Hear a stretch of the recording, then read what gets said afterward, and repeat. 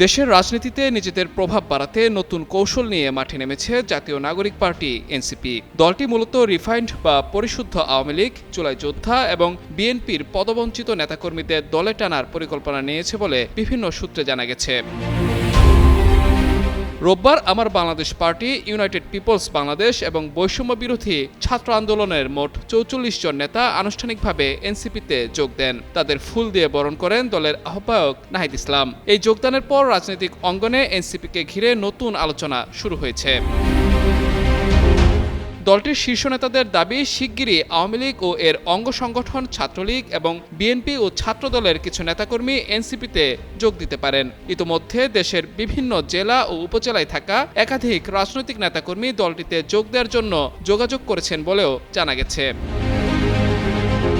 যোগদান অনুষ্ঠানে নাহিদ ইসলাম বলেন, এনসিপিতে যোগদানের ক্ষেত্রে কারো পূর্ব রাজনৈতিক পরিচয় বড় বিষয় নয়, তবে গণহত্যা, সন্ত্রাস, দুর্নীতি বা ফ্যাসিবাদী কর্মকাণ্ডে জড়িত কাউকে দলে স্থান দেওয়া হবে না বলেও তিনি স্পষ্টভাবে জানিয়ে দেন।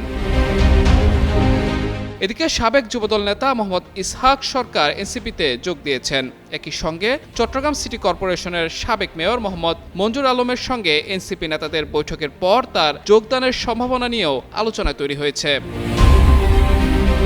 রাজনৈতিক বিশ্লেষকদের মতে নতুন দল হিসেবে এনসিপি বিভিন্ন দলের ক্ষুব্ধ ও পদবঞ্চিত নেতাদের টার্গেট করে দ্রুত সাংগঠনিক শক্তি বাড়ানোর চেষ্টা করছে। তবে একই সঙ্গে ক্লিন ইমেজ বজায় রাখতে দলটির সতর্ক অবস্থান নেওয়ার কথাও জানিয়েছে। মাহমুদুর রহমান, যুগান্তর নিউজ।